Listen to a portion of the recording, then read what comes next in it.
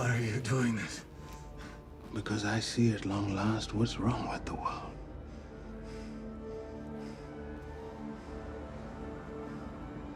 Too many sorcerers.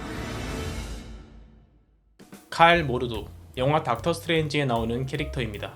앞에 나온 것처럼 마법사가 너무 많아서 화가 난 사람이죠. 사실 경제를 공부하는 우리도 그렇습니다. 오늘의 주인공 금리의 종류가 너무 많아 문제죠. 하지만 우리의 삶에 직접적인 영향을 주는 금리들은 꼭 알아야 하는 게 현실입니다. 언제까지고 벽에 막히며 살 수는 없겠죠. 지난 영상에서 금리의 기본 개념과 금리의 변수에 대해 알아보았다면 이번 영상에서는 디테일하게 들어가서 금리들에 대해서 알아보겠습니다. 첫 번째로 만나게 될 금리는 바로 기준금리입니다. 기준금리는 한국은행이 일반은행과 돈을 거래할 때의 금리입니다. 느낌상 우리와 와닿는 금리는 아닌 것 같죠. 하지만 기준이라는 이름답게 기준금리는 모든 금리의 기준이 됩니다. 그리고 우리의 삶에 직접적인 영향을 주죠. 기준금리가 내려가면 일반은행은 한국은행의 낮은 금리로 돈을 빌릴 수 있습니다. 그 결과 일반 시민 역시 낮은 금리로 돈을 빌릴 수 있게 되죠. 그렇다면 사람들은 낮은 금리로 대출받아 차를 바꾸고 집을 사겠죠. 이렇듯 기준금리가 낮아지면 경제가 활성화됩니다. 반대 상황도 한번 볼까요? 한국은행이 기준금리를 인상합니다. 그렇다면 일반은행 역시 일반 시민에게 전보다 높은 금리로 돈을 빌려주겠죠. 그렇다면 사람들은 대출받는 일이 부담됩니다. 이전보다 주머니 사정이 빡빡해진 거죠.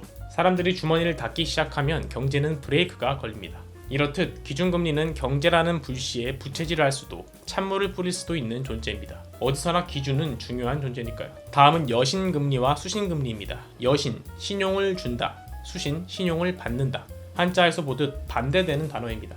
여신금리는 은행이 우리에게 대출해줄 때의 금리입니다. 수신금리는 우리가 은행에 대출해줄 때의 금리입니다. 은행에서 돈을 빌리는 일은 이해가 쉽죠. 우리가 은행에 대출해준다는 건 무슨 뜻일까요? 우리로서는 예금이지만 은행으로서는 고객으로부터 대출을 받은 것이 되는 것입니다. 그래서 수신이라는 말을 사용하고 이때 고객에게 주는 금리를 수신금리라고 부릅니다.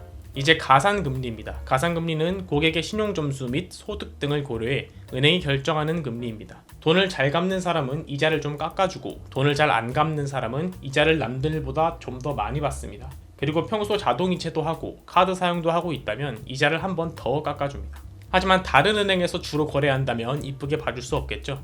이 밖에도 가산금리를 결정하는 요인들은 너무나 많습니다. 그래도 괜찮습니다. 복잡한 건 컴퓨터가 다 해줄 테니까요. 다음은 비슷한 개념인 우대금리, 가감조정금리입니다.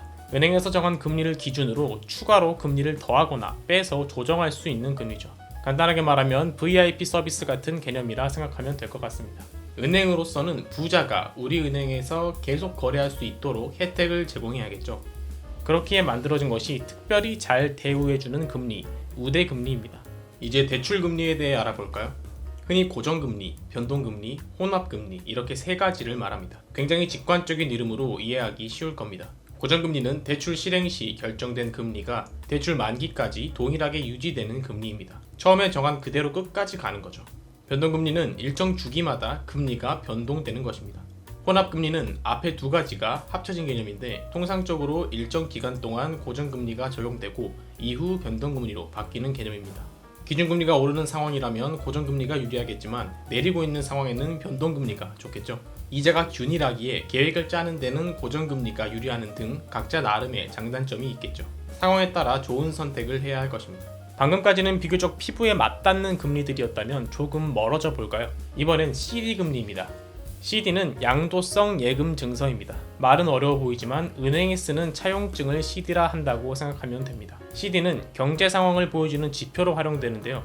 경제가 좋다고 가정해 봅시다. 사람들은 은행에서 이자를 받는 것보다 수익률이 높은 주식시장을 선택할 겁니다. 그렇게 되면 당연하게 은행이 쓰는 차용증 CD의 가치는 하락하겠죠. CD를 구매해 얻을 수 있는 이득이 높아야 사람들이 은행에 돈을 빌려줄 겁니다. 그래서 경제 상황이 좋으면 CD 금리도 높아지는 겁니다.